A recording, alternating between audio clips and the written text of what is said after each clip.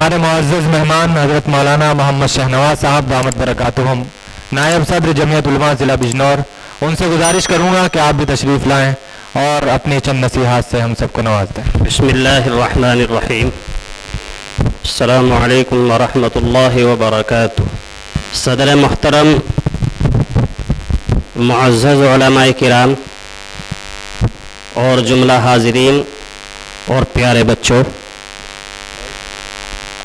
یہ آج مدرسہ دارالعلوم رشیدیہ میں یہ اسکاؤٹ اینڈ گائیڈ کا اختتامی پروگرام ہے۔ پرسوں بھی بندے کی حاضری ہوئی تھی افتتاح پہ، اور آج اختتام پہ بھی اللہ نے موقع دیا ہے، حاضری ہوئی۔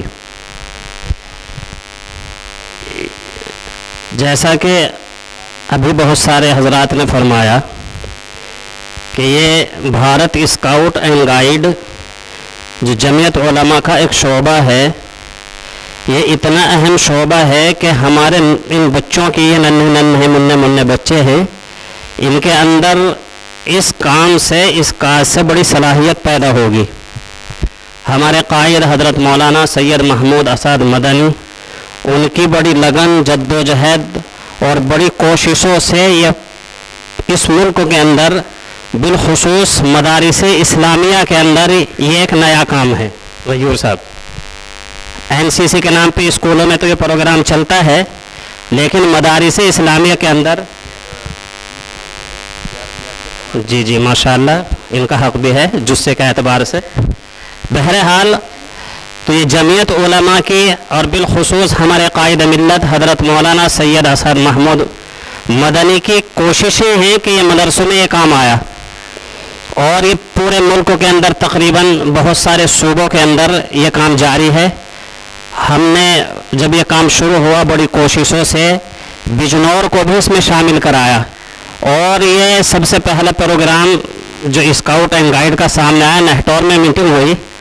یہ کام مدارس کے ذمہ داروں کے اعتبار سے بھی ایک نیا کام تھا، بتانے سے سمجھ میں نہیں آیا، کافی دن تک غور و خوض چلتا رہا۔ ہم نے اپنے بڑوں سے گزارش کی کہ یہ پریکٹیکلس آنا چاہیے ہمارے سامنے۔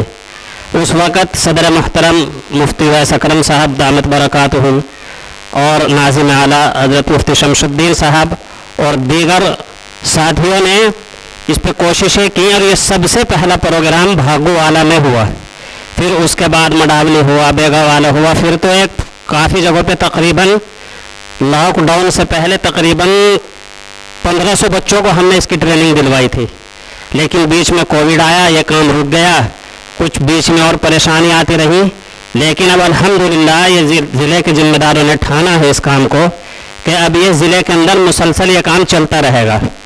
اس کا بڑا فائدہ بچوں یہ ہے کہ آپ ذہن کے اعتبار سے، جسم کے اعتبار سے مضبوط ہوں گے، ذہنی اعتبار سے اچھی سوچ اور جسم کے اعتبار سے اچھی صحت، اور اس میں خدمت کا مادہ پیدا ہوتا ہے۔ ہمیں اپنے بڑوں کی، اپنے پڑوسیوں کی کیسے مدد کرنی ہے، یہ 3 دن کے اندر آپ حضرات کے سامنے کچھ نمونہ آیا ہوگا۔ یہ جو آپ کے گلے میں یہ اسکارف پڑا ہے، یہ اس چیز ہی کی نشانی ہے کہ ہمیں اگر کہیں کسی کی مدد کرنی اور ہمارے پاس کوئی بھی ساز و سامان نہیں، تو ہم اس اسکارف سے بہت سی مدد کر سکتے ہیں۔ ہمارے پاس مکان پہ چڑھنے کے لیے سیڑھی نہیں ہے، وہ بھی طریقہ بتایا ہوگا۔ بہت سارے پروگرام آئیں گے آپ حضرات کے سامنے۔